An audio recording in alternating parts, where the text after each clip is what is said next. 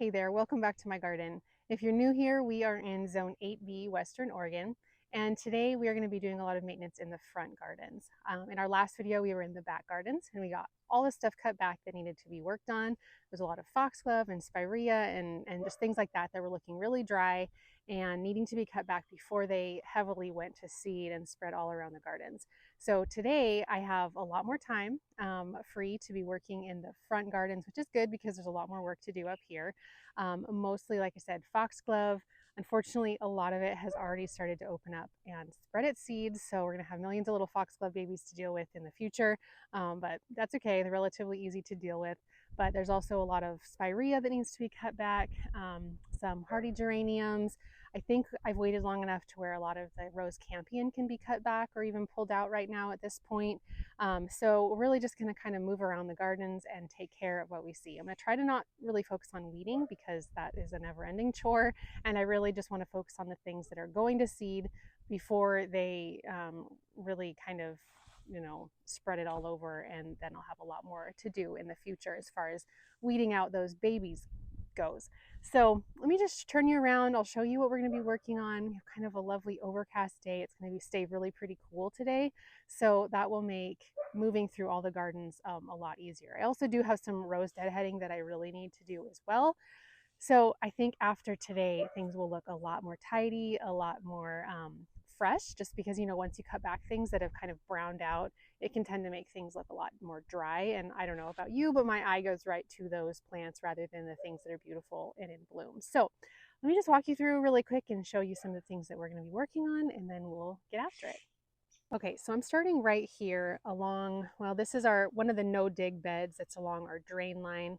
And just for perspective, here's our driveway, and I'm going to be starting right here in this bed. You can see there's a lot of roses that need to be deadheaded right here. This is just a carpet rose that has amazingly been left alone by the deer, so consequently there's a lot of cutback to do. But this spot, I always see this foxglove is huge and it's just falling over, and it is one that needs to be cut back. So there's also a few other digitalis right here that need to be dealt with. But as I scan this way and come this direction, there's several spirea in this bed that need to be I call it deadheaded, but really it's just kind of shorn back a bit. So I'll be doing those. And then as I look towards this garden, you can see all the spikes of the foxglove that are through there. Some bunches of the Rose Campion. We'll see as I get closer to those if they need to actually be cut back already. I don't know. They still have some color on them, but as you can see right here, there's a spirea. Right there, there's a spirea, kind of all along to be cut back right there. Coming up this way, I see I haven't cut back this rose or this snow and summer yet, so I might take after that a little bit too. But right here in the front, I don't know if you can really see it very well, but there's a foxglove right there. There's some more roses through there. Up in the front, in front of the house, there's some really tall foxglove. So my plan basically is just, like I said, to move through the gardens, cut things back, and then I'm going to come down here and I'm going to put them onto the trailer. That'll just make things go a lot more smoothly, I think, if I can just put them onto the trailer and then haul them all the way up into our compost pile once I'm all done. So yeah, like I said, just moving through the gardens, cutting things back as I go, and then show you guys the end result when I'm all finished. Before I do, I guess let me just show you what's going on with the foxglove. You can see as they start to brown out, that's the clue that they are opening. Oh, I just got a bunch of seed in my hand that I'm dropping onto the ground. That's how tiny the seeds are, and they just spread everywhere. My husband did ask me to try to actually harvest some of the seeds because he has some places he wants to spread them. He thinks that would be fun. So what I'm going to do is lay out my tarp, basically, I think, underneath the foxglove as I'm pulling them out, cutting them down so that I can try to prevent as much of the seed from, spreading around as I can. And then I'll lift the plants off, put them onto the wagon or the trailer that's behind me here. And then I'll try to just kind of pour the seeds into a bucket and do my best to harvest those for him. I might try to do that, I guess, over a spot where I don't mind if I spill the seeds. I don't know. We'll see how this goes once I get started. But anyway, better just get going. Okay, as I was walking over here to get started, I saw this hollyhock starting to open. It's such a gorgeous color. So beautiful next to this lavender that's blooming. And then this phlox that we planted recently. This is the luminary backlit, I think it is, by Proven Winners. Just beautiful and has hardly been watered by me. Just gorgeous next to this blue chip junior buddleia. So really pretty, and it'll be even more beautiful once I get the rose trimmed up behind it.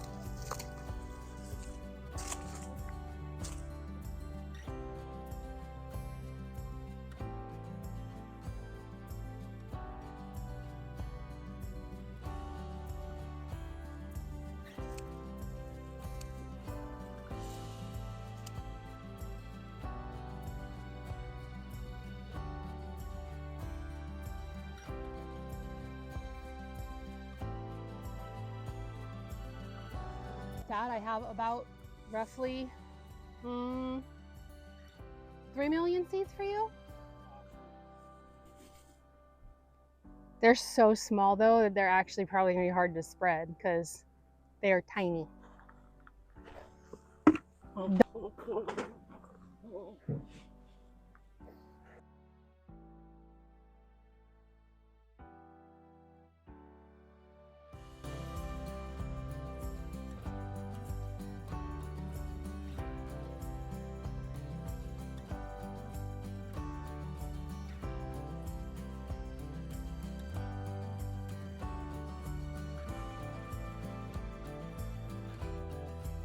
I hope that did not have a bunch of seeds in it.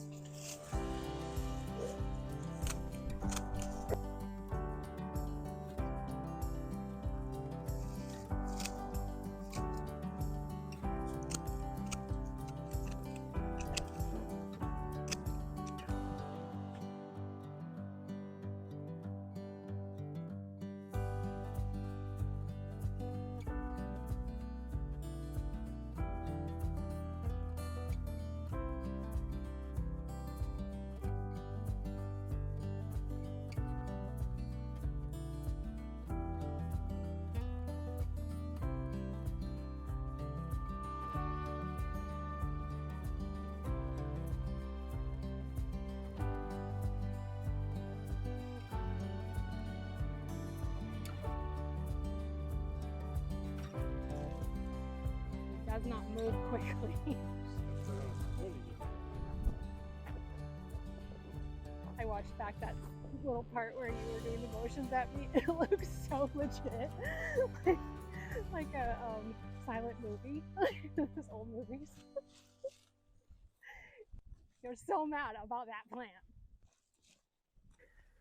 All right, we got everything finished a little bit earlier today. It's a little bit later in the evening now. Actually, we're just getting really close to sunset. But when I was finished, I was pretty tired and pretty warm. So my husband and I went down to the pond and hung out down there for a bit and then had dinner and all that stuff. So I just wanted to give you guys a quick look at all the things that we got cut back and how things are looking now, because it's night and day to me. Honestly, it's just crazy how much difference a little bit of a cleanup can make, getting rid of plants and cutting back plants that are really looking ragged. So let's just take a look at basically where we started, and we'll just kind of walk through the gardens, and I'll point out the changes and the cleanup that we did.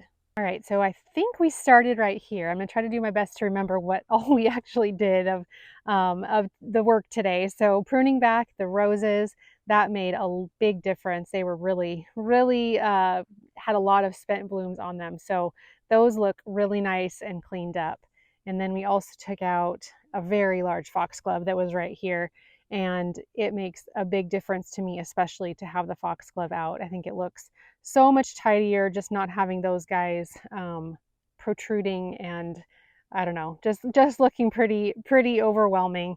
Coming through here, I cut back some of the roses that were kind of stretching out across the pathway, and then deadheaded out this spirea and this one right here. Kind of cleaned up this path so I could actually walk through it. Well, except for I guess right here.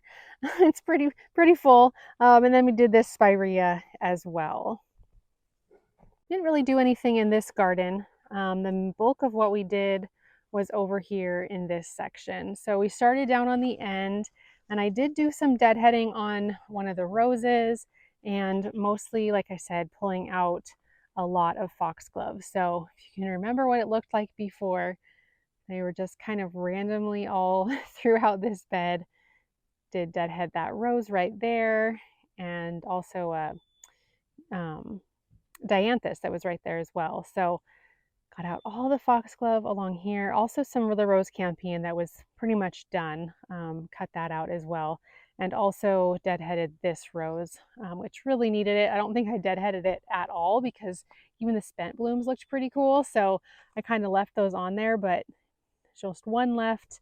And that really lets the yarrow that's next to it kind of shine, I guess, now. So cut out some Rose Campion and foxglove that were along this path, which was really, really needed. It was getting really hard to get down this path safely. So I'm glad to have those all cleaned out.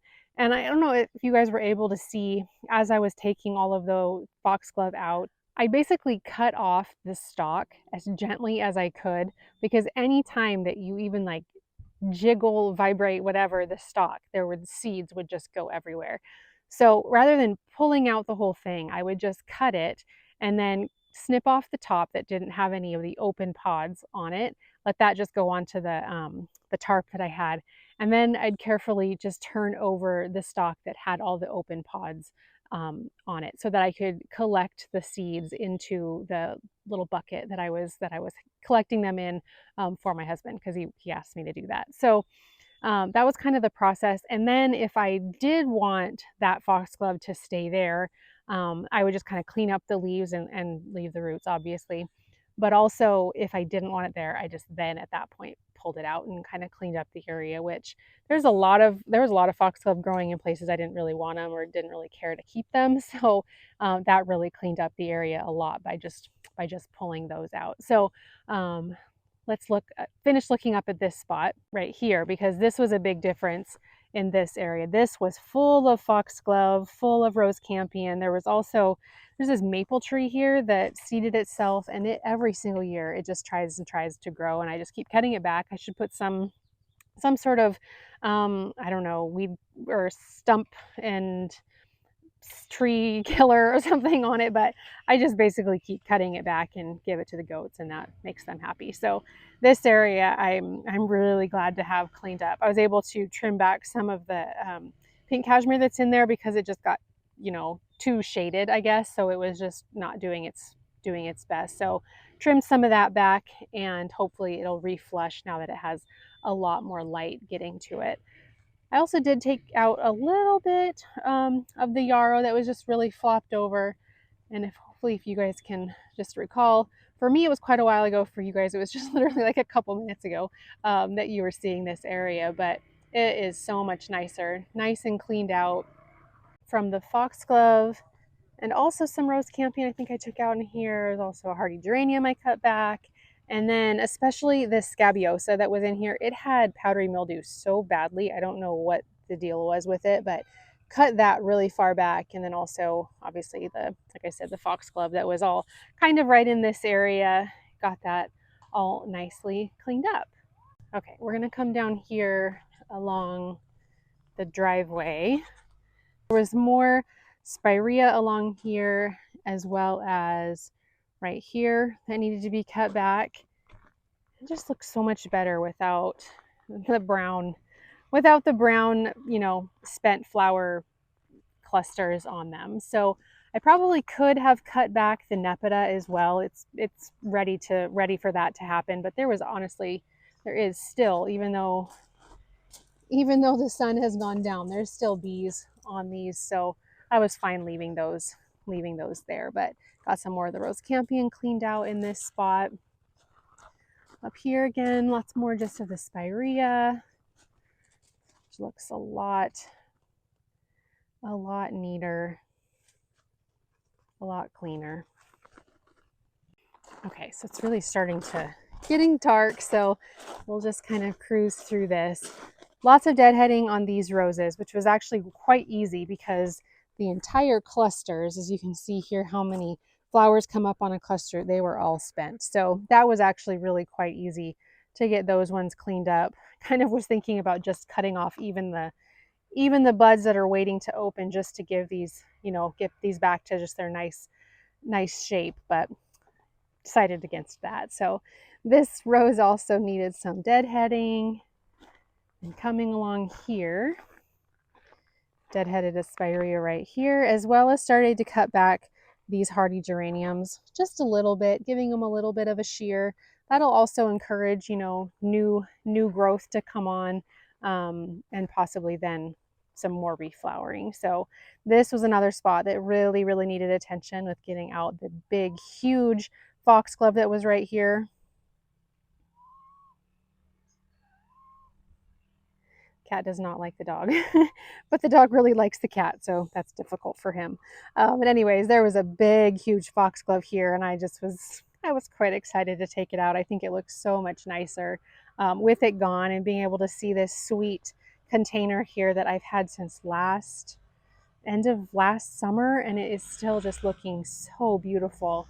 Really happy with how those are, especially now that they are more exposed. So coming along here again, it was more foxglove being taken out, and my husband also thankfully took out the big chunk of Rose Campion. It's just so hard because I like to give plants a chance, to do their thing and to, be beautiful, but once they're just about done, I'm really ready to remove them. And this spot looks so much better without that big cluster right there.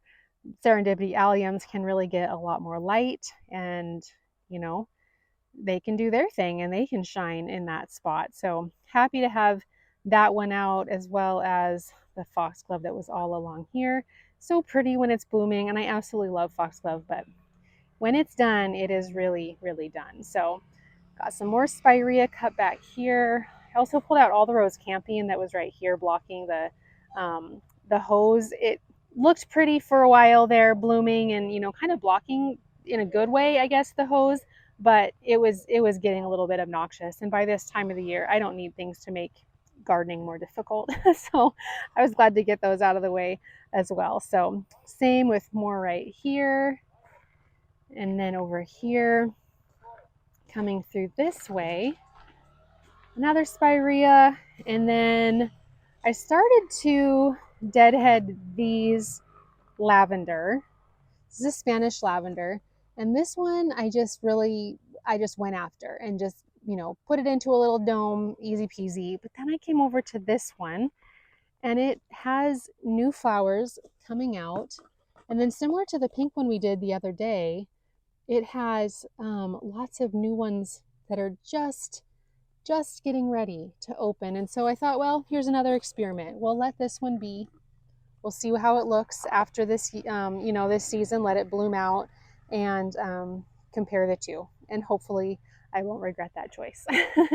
But then over here, took after the hardy geraniums. They were done blooming with their first flush and just looking really, kind of ratty. So I just cut those ones back. I didn't cut them back all the way. I just left some of the foliage here, and we'll see how those rebound. But this right here is a good example. And you compare this to this over here, which is Scaevola. This is the whirlwind white, I believe it's called. See how covered in blooms that is? And that will be that way until the first frost. And these are an annual. And so that is an example of why it is fun to plant annuals, because otherwise, once these bloom and I cut them back, they're basically done for the season. So I used to really be, against planting in annuals. But now over time, I guess as my gardens have really filled in and, things like that, I definitely appreciate having them in different spots in the garden so that I can just rely on there being beautiful color in certain spots all season long, because it can get sad to have to cut back all of these perennials and have like literally no color right here in this swoop of this garden. So anyway, side note on having annuals. But anyway, what a good feeling this day has left me with in the garden. I'm so happy to have so much of The work done today, it was a long day, it was a lot of work. Just for reference, it was probably about 5.5 hours of work out here, just pretty much throughout the morning and then into the afternoon of cutting things back and just I mean, I kind of took my time. I didn't rush it, but it was a long day, but got a lot done. And I feel like I'm at a place where the garden looks a lot more tidy, and I can just more easily enjoy what is in bloom now that I got this stuff taken care of. So, do still have some chunks of Rose Campion that will need to come out very soon, but that is easy enough. So, anyway, I hope this video was enjoyable for you. I hope that, like I said in our last one too, that seeing me getting out and working in maintenance in my garden will be inspiring and encouraging to you to do the same in yours. It's a really good feeling to get it done. So, and a really good feeling to rest after you get it done too. So, I thank you for hanging out with me today while I did this job, and I hope you enjoyed the video. And we will see you in the next one.